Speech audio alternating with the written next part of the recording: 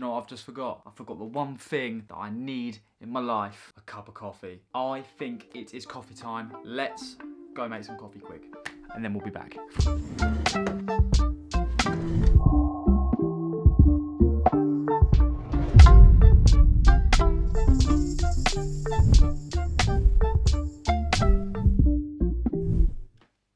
Cheers.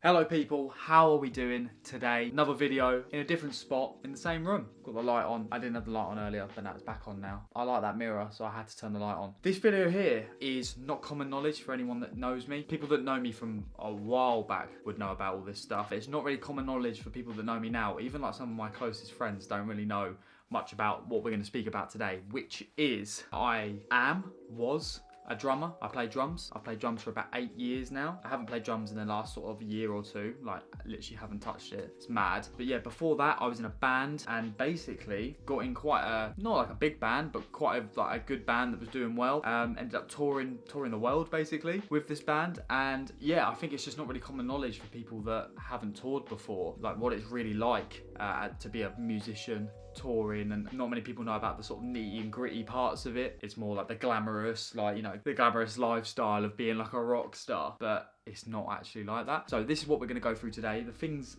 that we are going to go through are how long it took me to actually get to a point where I was actually touring in a band, those stages of getting to that point, what it was actually like to tour, how much money it costs to tour and to make music, also just the general sort of vibe of if you were thinking about doing it, what it's like and that sort of lifestyle. That's basically what we're going to do today. Let's get into it. I need to check what I need to talk about first. Haha! Let's take a trip down memory lane. Let's go.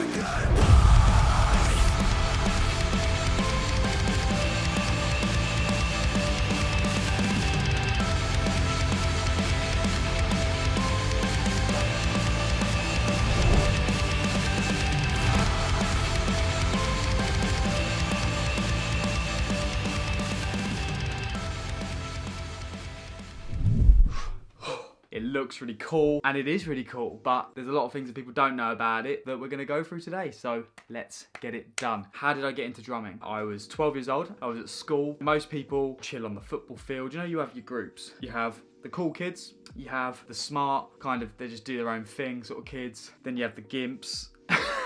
Now, I wasn't a gimp, I just got on with everyone. I was like that kid that just kind of just got on with everyone, but I did tend to hang around the music block quite a lot, but that only happened in year 8, which is like your second year of secondary school or high school or something like that. So yeah, I basically stumbled into the music block one day and I was like, this is a bit cool, because I remember seeing someone, I can't remember who, some guy, and he was a drummer and he was playing drums in the drum room, and I remember the drum room name, like still to this day. It was called M3, had it on the top, just as M3. Yeah, wicked. And that's basically where I spent the rest of my school life, was in M3 playing drums every single lunchtime. Basically, I started off getting on the drums and just doing just random stuff, thinking I was cool, and I just wasn't, and it probably sounded completely awful. Basically from there, just found a love for it. Naturally, when you're in the music room, you're gonna see kids that you get on with who are in your year that want to be musicians as well, i.e. guitarists, people that play the piano. Even though when I was younger, I used to think, oh, I don't want to play the piano, I want to be in a band, I want a guitar, bass, singer, and that's what we did. There was a group of us. We ended up being best friends all the way up to like year 11. Whole way through school. Yeah, it was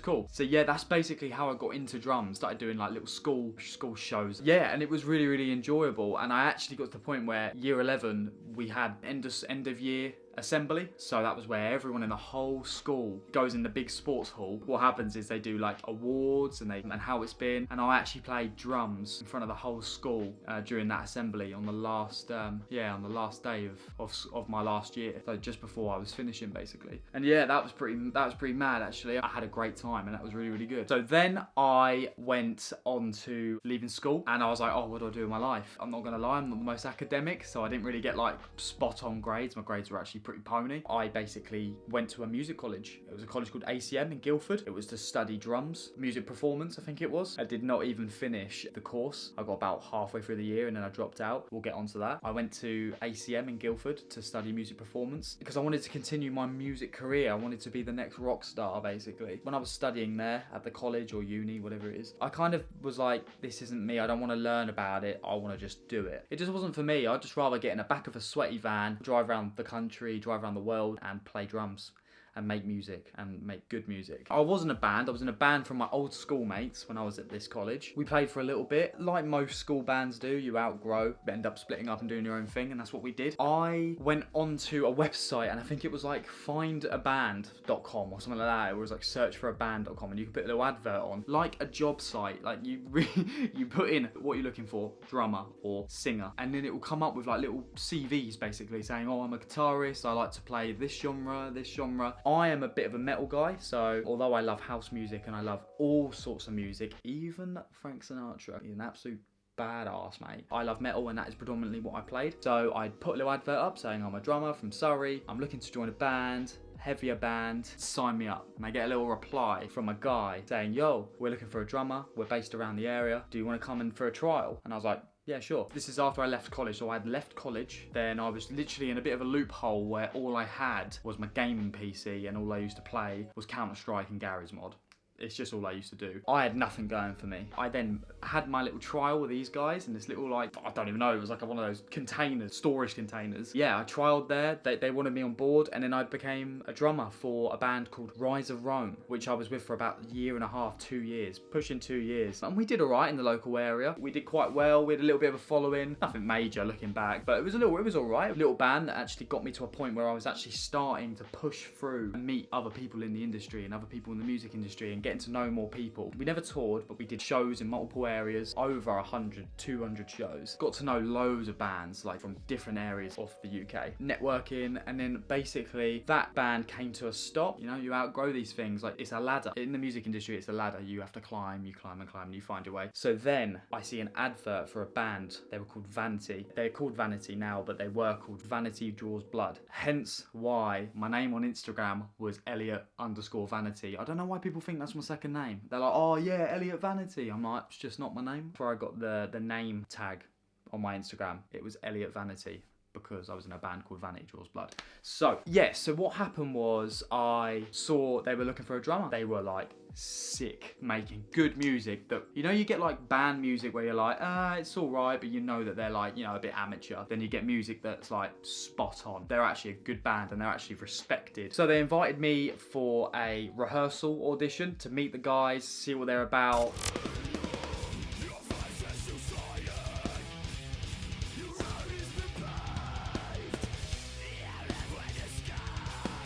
Get to know them, which was the band that I continued for a couple of years. I met the guys and they were like, yeah, we want you on board. Next thing you know, we've got a tour in 2 months' time. Are you up for it? And we're playing one of the biggest nights in London for rock and metal. They put on a massive 3-story nightclub and then like 2 bands play that night and we were one of the bands to play and I was like, yo, this is mental. I was on board, like loved it. It went from there really. Over the 2 years, we went on to being on radio stations. We were featured in Kerrang and Metal Hammer. Both reviewed our EPs that we put out. Metal Hammer and Kerrang are like big rock and metal like magazines and they have TV shows as well. It was wicked. Like it was like crazy. It was like, oh, dream come true. Then one day it was like 2015. We got contacted by an agency. That's actually a lie. One day I contacted an agency because I saw them and I saw the bands that they were representing and I was like, I want to be on that agency. So we hooked up with an agency. They were rebranding themselves and they were becoming quite hot at that time. They'd previously put on some really, really big bands and like had big bands on their roster. We got in contact with them. They were keen on having us on board and then really that's when touring the world really started happening. Signed on to this agency and then next thing we know, we were going on a tour 3 weeks gigs around the whole of Europe. And basically what you just seen in the video before is basically just little clips of what we did when we were on tour. I've got so many videos, I could bore you with so many videos of what it was like. It was just so cool having your own sort of AAA passes, walking around like with bigger bands, like going and meeting like big bands. We went on tour with a band called Chelsea Grin, which are my favourite band of all time, but in metal anyway. We went on tour with a band called We Came as Romans, who are quite a big band as well. We went to Russia. We did basically the whole of Europe. That it was just mental. With all your best mates, meeting new people, networking, and yeah, it was really good fun. I think one of the massive pros about touring, being a musician and touring the world, is you literally get to travel the world, which is just mad. I mean, there's some countries that I would never have visited if it wasn't for being in a band. Like we went all the way to like the capital of Romania. We played in Romania, which was wicked. It was one of our best shows that we played. They went off. Romanians are crazy when it comes to going to gigs. But obviously what comes with traveling around the world is you need money. And were we making money through doing this music? No. Absolutely not. We never ever made any money through music. We did through merch and stuff, and I just want to get this straight. This is just in our genre. So we did metal, heavy rock, obviously not as popular as pop music, rap, grime, anything like that. So it's probably different. Like for instance, if you're in the grime industry or in the rap industry or pop industry, you probably will get more money to play shows just because it's popular music. You could literally do an appearance in a massive sold out club. They might not be there for you, but they're there because obviously it's a nightclub. It's the music that they like to hear, whereas music's the metal and rock was very like, it was a niche market, so there just wasn't the money there. Just the money is not there at all. Being obviously away from home, like for like 3-4 weeks straight, and it's not a holiday. Like I'm in the back of a van, like a sweaty van, which it was great. Like I loved it, but being in a van for 3.5-4 weeks with like 5 other guys in the van is just, it's crazy. And it wasn't like 2-hour drives here and there. It was like 15-16-hour drives in the back of a van. Sometimes it was boiling. We did it in the middle of summer and it was so hot in some places. Being in a van,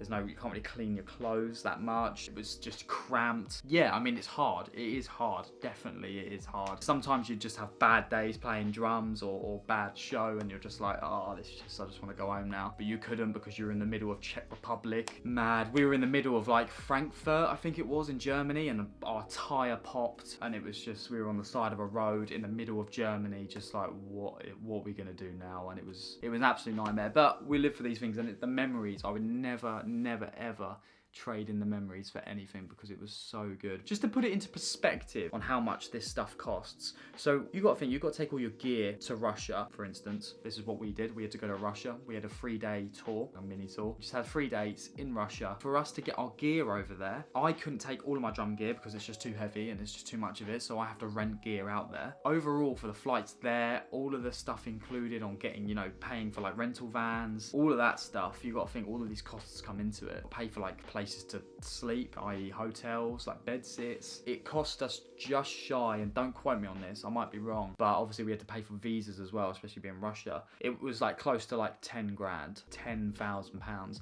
And you're just not going to make a return on that. You're just not, 3 days, like it's just not worth it. So obviously you need to be quite smart. We kind of just went with it because it was just a really cool opportunity. Yeah, it's expensive. It's so expensive to the point where it's quite ridiculous sometimes, where what could 11 grand buy you? Like you could buy a car, you could buy a nice car. That's a few grand off putting a deposit on a house or a flat. If you need to really dedicate your life to it, you can't have it as like a part-time thing where like you have a full-time career and then you just want to pop off for 4 weeks. It's just not going to happen. It's just not viable. You have to commit fully or not at all. A bit like anything in life, like if it's a passion, you either commit to it fully or you don't commit to it at all because you're not going to get anywhere with it. You need to put 110% in every time. And yeah, it was hard, and it was hard. And after a while, you're in debt. I was getting myself in lots of debt through the band stuff. Personally, that ruined the fun for me because it was just so expensive. The turning point for me is when I'd speak. I'm now in an opportunity where I can speak to these really popular bands that you see on TV, that you see on YouTube with 1 million views, 2 million views, and you think, oh, this is my perfect opportunity to now ask them what it's like to be at the top. 9 times out of 10, they were so depressed, looked down, they missed home, and I just thought to myself, oh, well, this isn't what I thought it was like, being at the top. I thought it was going to be, you know, rock and roll, drinks flowing, like just everyone's having a great time. And it was not like that. It was just a bit of a sad situation, really. Just people that were just waiting around to play their show and then they're shipped off again. The reason why people stick at that, obviously, is because it's their passion and they just have a love for it. But it's so weird to see like your favourite musicians that you're playing with and they don't look very happy with what's going on. Yes, it made me think to myself, that's strange. That's not what I expected at all. And this is why you hear stories about these, you know, these musicians, and you think you've got literally everything, and then suddenly, obviously, I don't like to talk about it, but some of them obviously commit suicide, some of them heavily on drugs and stuff, and I can see why. You can have all the money in the world and all of the, you know, all the fame, all the money and travel. It's different. It's not a holiday. It's when you live it, it's hard. It really is hard because it's just non-stop, and you do get bad days. And you know when you get bad days at home, you're just like, oh, I'm just gonna go and play PlayStation, or I'm just gonna go chill in my room and stuff. You can't do that. You just can't do that when you're on tour and stuff. Like, you're gonna go, oh, I'm gonna go chill in the van, and you're in a smelly van and there's Keith next to you snoring. It's just mad. It's absolutely crazy. It's sometimes not what people think. And I know there's loads of people that can vouch for me who have done it, and I hope some of you watch this video and you comment below and let me know your experiences, because it's just nice to know. But don't get me wrong, I'd never trade in these memories ever. They're so valuable and they're life lessons. I learned a lot through doing it and I really enjoyed doing it. I loved it. It was my passion. I couldn't commit to it anymore purely because my love for it kind of died because of everything else in the industry that killed it. It was almost like a leech for money. That's what the music industry is. They don't really care about the person, they just care about if you can make money or not, which is just never ideal. For me, how much money did we earn through touring and being in a band? We'd probably do about 100, 200 euros a day playing a show if we were going to play in Europe, which, you know, seems like, oh yeah, £200 a night and you're doing 18 shows. That's wicked. Like, that's a lot of money. It's not, because you've got to pay for the petrol, you have to pay for the van rentals, you have to pay for the gear rentals sometimes. Before you've even started, you've probably spent more money than you're going to make touring. You really have to be big to earn money, and I don't mean big as in like 100,000 followers, you know, 1 million followers. I mean, if you're in that industry, you've got to earn a lot of money for it to pay off and for you to actually have that as a career where you're making all of your money through doing that. Obviously it changes with genres. Like I said, more popular genres you'll probably get paid more, you'll probably get more of a following. Obviously metal and rock is a niche market. I think what I'm trying to say is, if you're in like the rock or a niche market, it's really, really hard to earn money from it. You can make money from it, you just have to be really smart about it. And I think just going out and touring, although you're going to get all the memories, you'll end up spending a lot more money than earning it and actually being able to enjoy yourself sometimes. And this is obviously where I am now, and my passion for drums will never change. I love drums so much. I see drum videos pop up on my YouTube sometimes and I'm just like, oh, I just love to get on a kit. This is where my passion for film came about. With being in a band, you just have to spend so much money. With filming, you just need a camera and that's about it. All people have cameras in their pockets, and I'm really, really full on with this filmmaking now, and I really want to push it and then just see where it takes me, really. Whether that be sort of on the YouTube side of things or making films for other people. I don't know, we'll see where it takes us. But yeah, I think more of the story is, if you're a musician and you're striving and you have that vision, just think realistic about it and think, you know what, it is hard, it is a grind, there are good things that come out of it. It's not just make some music, go out there and there's thousands of people there looking, like, watching you. It's not like that. We've literally driven 15 hours to get to a show and there's been 2 people there, and that was the sound guy and the promoter. It's not great, and that is enough to pop you down a couple of pegs. So be realistic about it, but follow your passion, man. 100% follow your passion, because that's the most crucial thing. Whether it's cost efficient or not, follow the passion. Be realistic about it. But everyone has their own path. Everyone will get there in their own way. My dream was to be a famous musician, but now I just want to be happy doing filmmaking. Hopefully this filmmaking takes me to places, awesome places, basically. I hope you enjoyed this video. I've been Elliot Stevens, and yeah, I'll speak to you very, very soon. I hope everyone's safe and well. Yeah, I'll be posting in the next few days. Bye.